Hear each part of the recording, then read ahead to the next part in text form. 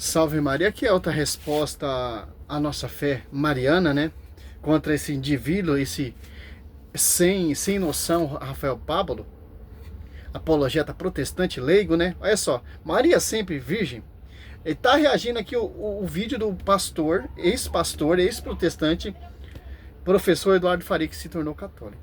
Essa é a rincha e a revolta de protestante. Quando o católico volta para a amada igreja.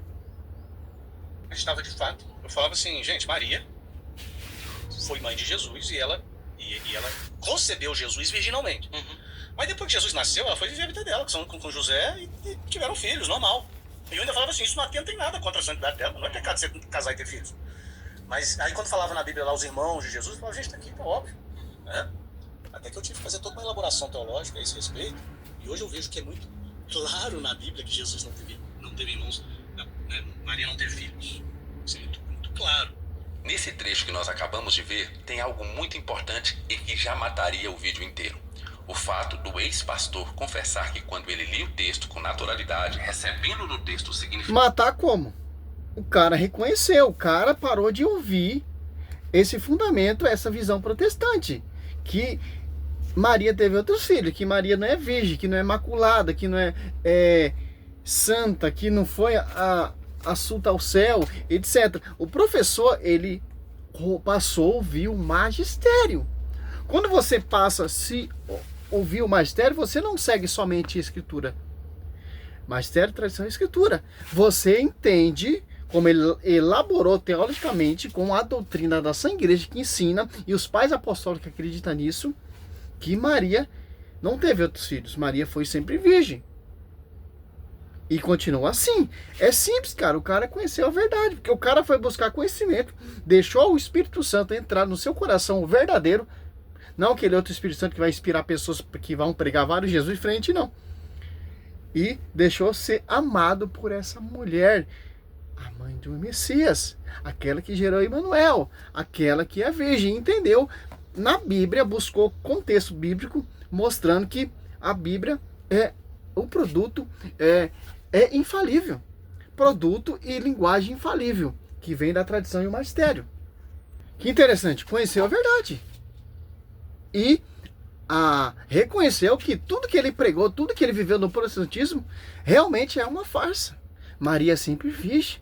Em João 19, 25, ele diz, ao 27, o discípulo amado leva ela para sua casa. Cadê os filhos? Cadê as filhas? Como vocês pregam? Aí você vê. significado do texto, ele chegava à conclusão muito clara e lógica de que aqueles irmãos de Jesus eram filhos de Maria. Para ele chegar à conclusão de que eles não eram filhos de Maria, ele teve que fazer elaborações teológicas. Aí ele começou a elaborar e conseguiu chegar à conclusão de que naturalmente não eram filhos de Maria. Isso acontece porque agora ele está lendo o texto e colocando no texto aquilo que ele quer encontrar. Porque quando ele não fazia isso, ele chegava à conclusão óbvia de que Jesus tinha irmãos e que esses irmãos eram filhos de Maria. Dá para notar que agora ele parte de outro pressuposto. Ele já sabe. Claro. O cara reconheceu a verdade. E aprendeu como se deve interpretar a Bíblia. Com visão do magistério, a tradição. O que ele pregava, o que ele anunciava era uma farsa. Era uma mentira que aprendeu desses reformadores. Olha só a diferença. Visão do magistério e visão de igreja de homens. Igreja de homens é pregar contra. O magistério é seguir de acordo com os apóstolos seguiram. O cara conheceu a verdade. Foi atrás da fonte da verdade. Porque cansou de escutar essa ladainha, esse respaldo, essas distorções protestantes. E a Bíblia não dá brecha nenhuma, cara, a essa mentira protestante. E ele encontrou a verdade.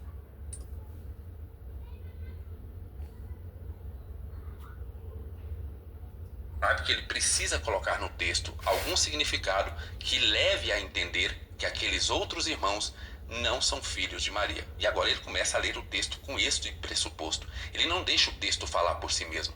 Ele agora traz o significado para dentro do texto, para encontrar no texto aquilo que ele quer achar. E isso acontece muitas vezes dentro da Igreja Católica, porque durante muitos anos a Igreja Católica foi ali emitindo dogmas e doutrinas sem que as pessoas pudessem conferir nas Escrituras se aquilo estava de fato dentro das Escrituras. A partir do momento que a Bíblia se popularizou, a Igreja Católica agora precisava achar textos para comprovar todos aqueles dogmas que ela sabia que não encontraria fundamentação nas Escrituras. Então, qual que é a tática? Agora é fazer um texto dizer aquilo que ele não diz. Mesmo que o texto não revele algo, eu vou dar esta interpretação a esse texto para fundamentar o meu dogma. Porque de uma leitura natural, de uma leitura deixando o texto dizer o que ele realmente quer dizer, a conclusão, como eu disse... É simples, ô professor. Todos os dogmas marianos, os apologetas católicos já provaram que é licenciado na Escritura. Virgindade de Maria, prova na Bíblia. Mãe de Deus, provamos na Bíblia. Levada ao céu de corpo e alma, provamos na Bíblia. É uma igreja que Cristo fundou, provamos na Bíblia. Mas vocês, católicos, acrescentam coisa. Não. A Reforma Protestante que acrescentou Romanos 3:28 ali, adulterando o texto, colocando interpretação pessoal, para fundamentar somente a fé. É simples, cara. Quem distorce tanto a patrística, a história, fundamento dos apóstolos, negando, e os próprios pais apostólicos todos são unânimes, sempre virgem, bate nessa tecla, porque a Bíblia também mostra que é pelo fruto que se conhece a árvore. João 19:25 ali, mulher, eis aí teu filho, filho, eis aí tua mãe. Dessa hora em diante, Maria torna a mãe da igreja. E quem são esses filhos na fé? Os irmãos de Jesus. Na fé, como vai dizer Romanos, tem católico que não conhece a Bíblia, claro que vai acreditar. Romanos 8. Quem são essas multidão de irmãos que tem Maria por mãe? Olha só, Romanos 8, 29. Os que ele distinguiu de antemão, também os predestinou para ser conforme a imagem de seu filho. Quem são essas imagens de seu filho? Os irmãos da fé. Quem são esses irmãos da fé que a Bíblia mostra? Os apóstolos. Olha só. E quem são os irmãos de Jesus na fé? Que tomam parte desse ministério, que se torna discípulo, a fim de que este seja o primogênito entre uma multidão de irmãos. João 20, versículo, olha só, 17, disse-lhe Jesus, não me retenhas, porque ainda não subi ao meu Pai, mas vai a meus irmãos e dize, subo para o meu Pai e vosso Pai, meu Deus e vosso Deus. Quem são esses irmãos? Os protestantes são filhos de Maria com o casamento de José. Mas quando ali Lucas 2, do 41 ao 58, Jesus aos 12 anos ali em Jerusalém, no templo, fica 3 dias ali, José e Maria ficam desesperados procurando Jesus. Cadê os seus irmãos? Procurando também Jesus. Cadê as suas irmãs? Como vocês dizem? Marcos 6. E vocês usam Marcos 6 para fundamentar 3. Essa ideologia, esse pensamento, essa loucura de vocês. Acrescentando coisa, ó. Olha só como vocês acrescentam, ó. Marcos 6, Mateus 13, Lucas 4. Ó. Não é ele o carpinteiro, o filho de Maria e os irmãos de Tiago? A Bíblia, ao momento nenhum, fala que é filho de José. Judas e Simão, não vive aqui entre nós também as suas irmãs e ficaram perto a seu respeito? Mateus 10, do 1, 4, ali você vê Marcos 3, Lucas 6. Quem são esses irmãos? Como Jesus cita a Maria Madalena. Subo para meu... Não toque em mim, não me detenha. Não subi ainda para meu pai, mas vai aos meus irmãos.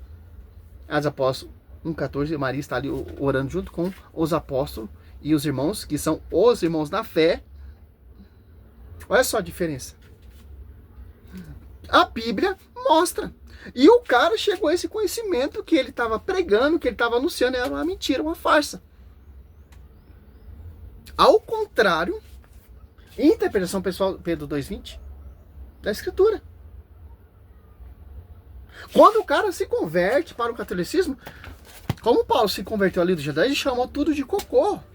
E tudo que ele aprendeu ali no protestantismo, a revolta protestante, etc., é cocô, merda. Isso que é os seus estudos. Cocô e merda, porque a única afinidade sua não é exaltar a igreja e o nome de Cristo. É difamar e degrinir o caminho da verdade. Pedro 2,2, 2 Pedro 2,2. Essa é a rincha. Esse é o propósito de vocês. 2 Coríntios 4, que irão pregar vários Jesus diferentes, que não é inspiração do Espírito Santo, que assiste a igreja é inspiração de outro espírito. Diabólico, Mateus 4, Satanás está pregando ali para Cristo a palavra, que Satanás é o espírito. 2 Coríntios 11, 3 fala, assim como a serpente seduziu Eva, etc, etc, etc, acontece com esse Jesus diferente. Isso você não aceita. Não é uma vergonha para ele, cara. É honra, cara. Ele reconheceu a igreja. Por toda essa heresia, essas distorções que vocês pregam, o cara jogou tudo fora. É esterco, cara. Agora tá defendendo a igreja. O que ele pregava contra a igreja, principalmente a mariandade ali, ele está defendendo. Paulo, ele degrinia, perseguia, devastava a igreja. Depois, quando se converteu, começou a edificar essa igreja que ele degrinia e perseguia. Olha a diferença, cara. Agora você vem com isso. Cara, você que tem que se converter. É simples, cara. Todas as heresias que tem no mundo, o protestantismo, a igreja refutou. E nós seguimos, não visão de Lucas Bonzoli, de Rodrigo Mocelin, de reverendo Caio Fábio, de reverendo Augusto, não. Nós seguimos o magistério. Tradição apostólica. Ponto, acabou, cara. Ponto final. E encerra o debate. Porque vocês não concordam, cara.